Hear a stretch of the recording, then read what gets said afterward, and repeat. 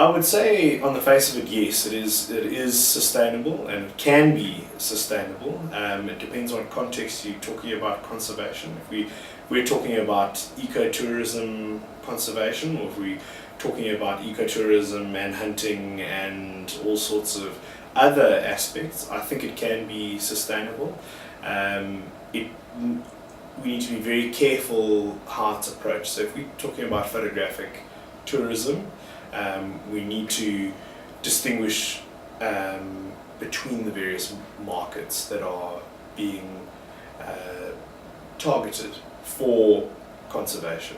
So in the Eastern Cape, for example, we have private institutions, and then we have government or parastatal institutions in the form of national parks, and we also then have provincial nature reserves. So the private entities in general, this is a general statement, but by and large they tend to focus more on the high-end tourism, so attracting mostly international tourists or tourists with a high annual income to visit the lodges and reserves.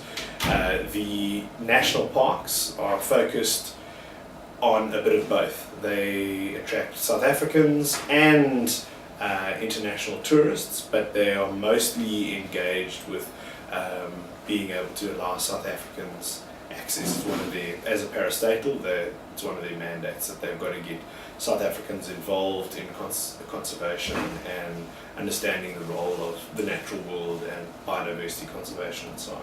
And then you have provincial nature reserves that essentially are very little known entities.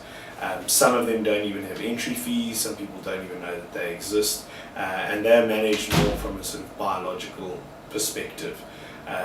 We need to conserve particular habitat types, we need to conserve particular species, or we need to conserve entire areas that contain a range of species. So in terms of it being financially viable, I think having a mosaic, essentially a mosaic like that, probably means that it can be viable and sustainable, because you're having high income earners taken care of. You're also having people who don't necessarily earn as much being able to become involved in conservation.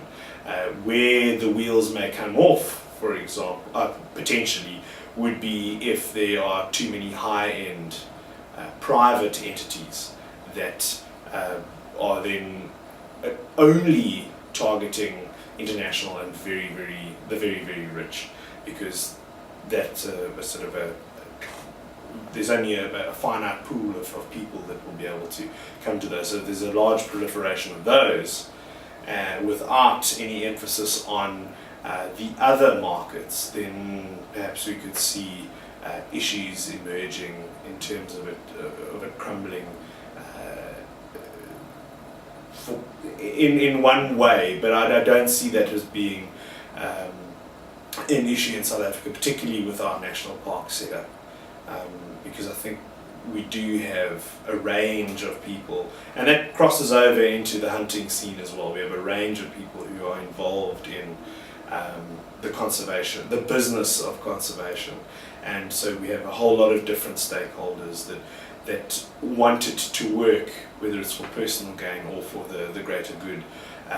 So I think it would be very difficult to collapse